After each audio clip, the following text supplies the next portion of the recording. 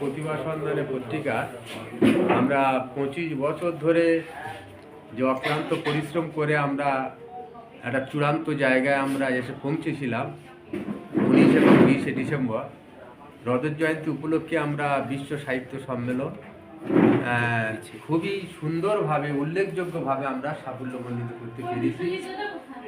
আমাদের 15টা দেশ আমাদের এই সম্মেলনে বিশ্ব সাহিত্য সম্মেলনে এসেছিলেন, 8টার মতন 10টা রাজ্য থেকে ভারতবর্ষে এবং 300-র মতন কবি সাহিত্যিকরা, তারপরে মানে দেশ বরণ্য বহু জ্ঞানীগুণী ব্যক্তিদের আমরা পেয়েছিলাম।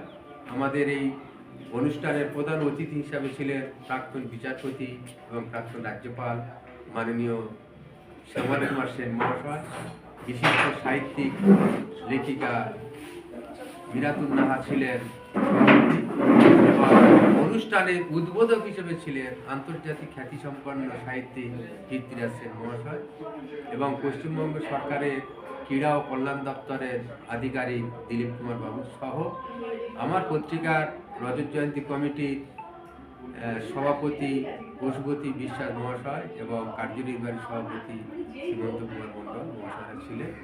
এর ছাড়াও প্রায় আমরা 1 বছর ধরে এই অনুষ্ঠানের কর্মসূচি আমরা চালিয়ে এসেছি।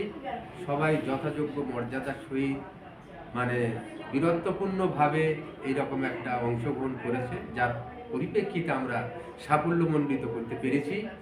কারণ ভারতবর্ষের বুকে নহলে 1 লক্ষ লিটল ম্যাগাজিন, একমাত্র প্রতিভা সন্ধানে পত্রিকা সে ভারতবর্ষের বুকে, ভারতবর্ষের সবচাইতে বড় শহর কলকাতা, যেটা ছিল ভারতবর্ষের একসময় রাজধানী, সেই রাজধানীর বুকে প্রথম বিশ্ব সাহিত্য সম্মেলন করলো 15টা দেশ। এবং এটা শুধু এই নয়, প্রতিভা সন্ধানের তার একটা ঐতিহ্য আছে। সে 25টা বছর প্রতি বছর 4টে করে সংখ্যা প্রকাশ করে গেছে। কেউ বছরে 1টা করে, কেউ বছরে 2টো করে, কেউ 2 বছরে 1টা করে, কিন্তু নিয়মিত 25 বছর 4টে করে সংখ্যা প্রকাশ করে রেখেছে। ইন্ডিয়া গভর্নমেন্টের রেজিস্ট্রেশন RNI স্বীকৃত আমরা পেয়েছি এবং ISBN তো আমাদের রয়েছে।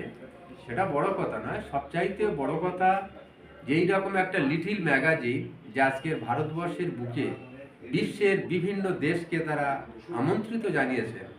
আমাদের পিছনে বহু মানুষের অত্যন্ত ভালোবাসা, সাহায্য, সহযোগিতা আছে। এই অনুষ্ঠানে না হলেও তো আমাদের প্রায় 10 লাখ টাকার মতন খরচা হয়েছে, যদিও আমাদের এখন 2 লাখ টাকার মতন আমাদের ডেফিসিট। সেটা আমাদের শুভাকাঙ্ক্ষীরা যারা আছেন, যারা দিয়ে এসছেন, তারাও দেবেন। কারণ বিদেশ থেকে যারা আসে তাদের পিছনে তাহলে তো আমরা গাড়ি ভাড়া দিতে পারি না, কিন্তু তাদের থাকা খাওয়ার একটা ব্যাপক ধরনের খরচা, যেটা আমাদের হিসেবের বাইরে। কিন্তু আমাদের বহু জ্ঞানী গুণী ব্যক্তিরা আছেন, এই রকম একটা প্রোগ্রামটাকে সাকসেস হওয়ার জন্যে তারাও সাহায্যের হাত বাড়িয়ে দেবেন। ফলে আপাতত আমরা এইভাবে আছি। কিন্তু আজকের যে এখানে আমরা প্রোগ্রামটা করছি, আমাদের উল্লেখযোগ্য কবি সাহিত্যিক লেখক বন্ধুরা গত 19 এবং 20 ডিসেম্বর তারা আসতে পারেননি। একজন বড় ডাক্তারবাবু, মানে বিশিষ্ট ডাক্তার, উনি আসতেও পারেননি, বা হাসিবু সাহেব, বহুজন আসতে পারেননি। তাদের জন্য আজকের আমরা এখানে আবার বিশ্ববন্দিত কীর্তিরাজ সাহেবকে, দাদাকে ডেকে ওনার হাত দিয়ে এদেরকে আমরা সম্বর্ধনার ব্যবস্থাটা আমরা করেছি। ফলে আমাদের বক্তব্য দীর্ঘায়িত নয়, সবাইকে অভিনন্দন। আমরা এরপরে আমাদের কমিটির বিশিষ্ট ব্যক্তিরা আছি, আমরা একটু বসে আমাদের কমিটিগতভাবে একটু আলোচনা করব। আর প্রতিভা সন্ধানে আমরা যে জিনিসটা এখন আমরা করতে পারিনি, যেটা আমাদের সারণিকা সুবিনিটটা আমরা বের করব। অনেকে বলতে চাইছেন সুবিনিটটা বেরোবে স্মরণিকার মতো, মানে খুবই উল্লেখযোগ্য।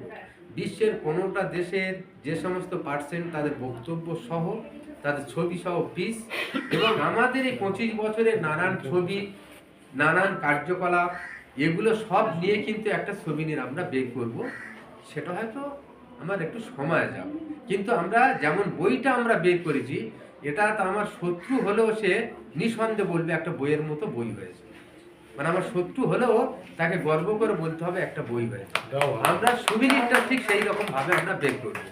যদিও আমার প্রতিবন্ধকতা বহুজন ছিল, বহুজন আছে, কি করে বিশ্ব সাহিত্য সম্মেলন আমরা সাকসেস করতে না পারি, তার জন্য সর্বতভাবে মানে বিরোধিতা করে গেছে সেটা আমি মর্মে মর্মে উপলব্ধি করেছি।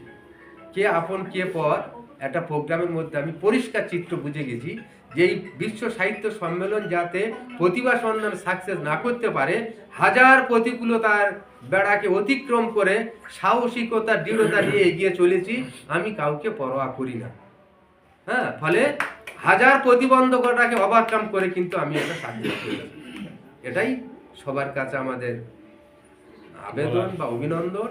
আবার আমার মার্চ মাসে সংখ্যা বেরোবে, জুন মাসে বেরোবে, আবার 19শে ডিসেম্বর বেরোবে। আমার বাঁধাতে 23শে মার্চ, 19শে ডিসেম্বর, 23শে মার্চ, 30শে জুন আর 26শে সেপ্টেম্বর, এই 4টে দিন আমার পত্রিকা প্রকাশের বাঁধা দিন। এটা আমরা বের করব। আপনাদের কাছে আহ্বান, আগামী সংখ্যার জন্য লেখা দেবেন। আপনাদের সবাইকে অভিনন্দন জানিয়ে আমি আমার সংক্ষিপ্ত বক্তব্য শেষ করলাম। নমস্কার। ধন্যবাদ সভাপতি।